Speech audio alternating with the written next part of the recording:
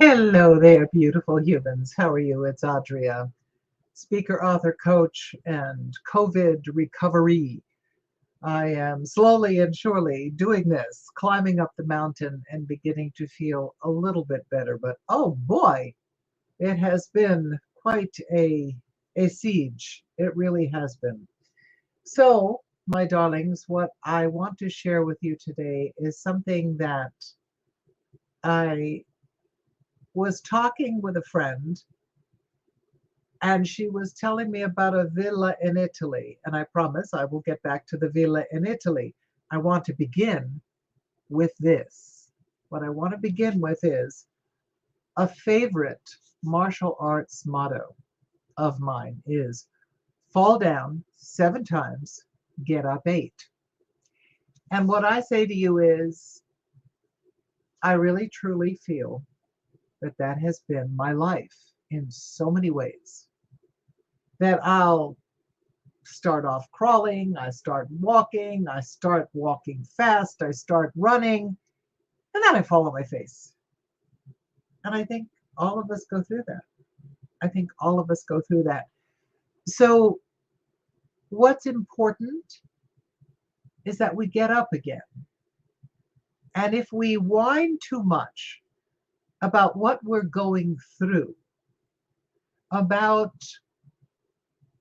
the obstacles in our path, I think we need to take a step back and realize that the obstacles are our lives.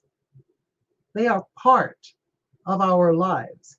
They are the lessons, and suppose they are the lessons that our higher self chose before we ever decided to inhabit this earthly body. Suppose we decided we were going to give ourselves a few doozies, some of us more than others, things that just knock you flat. So, part of what I'm talking about today is reframing. Reframing is very important no matter how low, how high we rise, how low we fall. The reframing matters. So I'm going to read from You Are the Artist of Your Life. And each chapter is only 1 page long. The martial arts motto, this martial arts motto gives me strength for one more tiny step so many times. Not only can these words lead us out of our dark cave of despair, and haven't we all been sitting there in the past 24 months? But depressed or not, this is the only way to get through life. These words, the fall down 7 times, get up 8, embody what mental toughness is for me. All of us are given tests. Life is never supremely easy, not for anyone. I don't know anyone whose life is a joyous coasting downhill, happy as a lark, with all of their needs taken care of. If there is someone out there like that, I want you to email me right now, and I want to learn how. Okay? Because I'm always willing to learn. You know that. And I'm not kidding. Email me. I am me. All right. I remember when I first went to Milano to study voice. I thought I spoke Italian because I'd studied Italian at the university for several semesters. I was wrong. I felt isolated, alone, and wondered what on earth was I doing there. I was the proverbial stranger in a strange land. When the fear and sadness became overwhelming, I would help one of the sisters in the convent where I was living. Don't you laugh, I hear you laughing. To do some menial task. In a flash, just like that, engrossed in helping someone else, I forgot my own sad loneliness. And I'm here to tell you it works. So try it. The questions I ask are, who can you help right now? What person or organization needs your energy? There is always someone lonelier and more in need than we are. Well, this takes me to the next portion of this, is reaching out and helping someone else when I'm not feeling 100%. I'm not. And yet there are a few people that I am making sure I stay in contact with because they need a lift right now.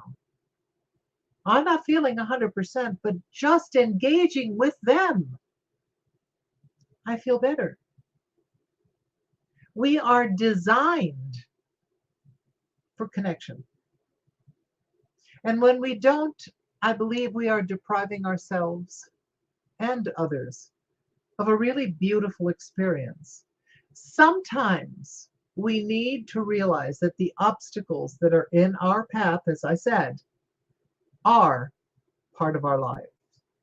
That we have decided in our wisdom, when we're not in our human coat that we're wearing right now, that those are the lessons we needed to learn. So I ask you, is that a hole in your roof? Or is it a skylight? So the reason why that came up today is because I was talking with one of my dearest friends on this planet. And we laugh and cry easily with each other and are willing and able. We have a level of trust that allows us to really share with each other. And we were talking about a woman this woman and her husband went to Italy to buy a villa, and they renovated this villa. Well, yeah, I've renovated houses, and I know what a tough job it is. I know how doubly tough it would be in Italia Bella, because that's an amazing place where things do not go at the pace we are experiencing in the United States. Not at all. Things are much more laid back. So just to purchase a place would take at least a year. And if they tell you that the remodeling is going to take a year, figure on 2.5 or 3. So when I ask you, this woman and her husband walked in to purchase this house, and there was a hole in the roof. And the husband and wife exclaimed on it, and I think it was the wife who said, oh, gee, maybe it's just a skylight. And what I want to say to you is, it really depends on how we look at it. If we're freezing and we're cold and we're hungry, and it's pouring rain, it's definitely a hole in the roof, isn't it? If there's brilliant sunshine, we're feeling well, we're with friends and people we love, then it's a skylight. So one, I'd like you, no matter where you are in your life right now, all of us undergo suffering.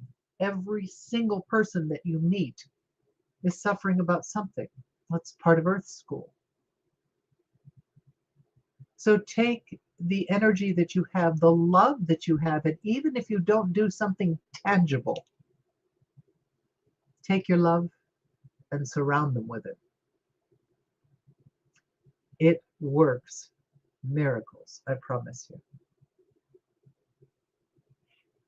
And change your perception of the obstacles in your path, because the obstacles in your path are part of your path and part of your life. And when you change the way you look at things, the things you look at change. So I leave you today with saying, is that a hole in your roof? Or is it a skylight? Mwah! Mucho cariño por hoy y para siempre. For today and always, much love to you all. I surround you with love. And I believe that the tendrils of love that you sent out to me still keep me here on this earth. I'm still here. It's amazing, isn't it? All right. Later, alligators. I'll see you soon.